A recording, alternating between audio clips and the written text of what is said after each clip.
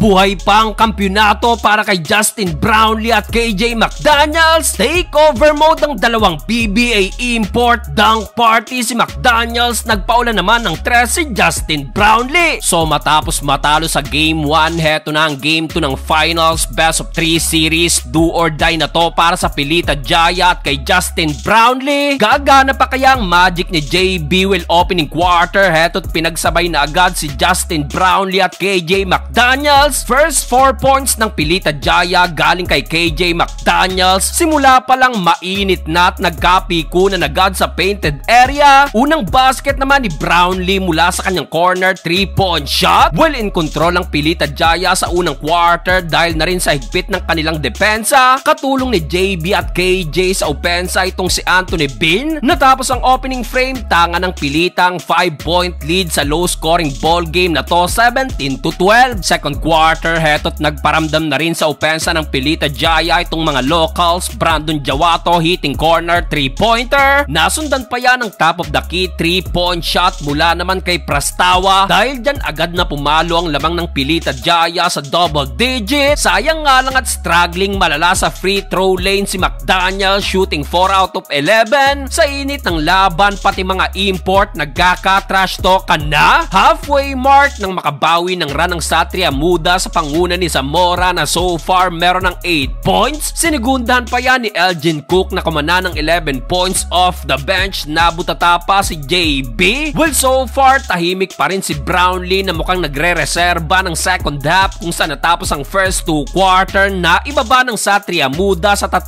puntos ang kalamangan ng Pilita, 38-35. Start of the third quarter, good start para sa Pilita Jaya. Andakara Prastawa, another corner 3-pointer. Matapos yan, heto't nagparamdam na si Justin Brownlee. Pasok ang corner 3-point shot. Yun nga lang at grabe rin ang bawi ng mga import ng Satria Muda. Zamora at Pustobi kumana ng 3 straight 3-point shot. Kaya dito finally nakalamang na ang kalaban, 44-47. Butit after timeout to the rescue si McDaniels at Justin Brownlee na kumana ng 9 straight points. 5 points dyan galing kay JB, another corner 3-pointer. Dahil dyan muling nabuhayan ang Pilita Jaya. Anthony Bean stop and pump 3-point shot. Natapos ang third period, muling nabawi ng home team ang kalamangan, 64-58. Fourth and final quarter, in transition ang haba ni James Dickey na abutan pang layup na to ng kalaban. Matapos yan, dito na na-hype si KJ McDaniels and one na nasundan pa ng wing 3-point shot. Dahil sara na yan ng Pilita Jaya, muling namagang kanilang lamang sa double digit, 73-60. Nag-showtime pa si McDaniels, follow-up slam dunk na nasundan pa ng posterized slam dunk. Panisang sentro ng Satria Muda, tinuldukan pa ni Brownlee ang laban sa kanyang another wing 3-pointer. Grabe itong dalawang PBA import na to, binuhat ang Pilita with combined 39 points. Sa uli, heto't magkakaroon pa ng do or die game bukas kung sinong tatangaling kampyon.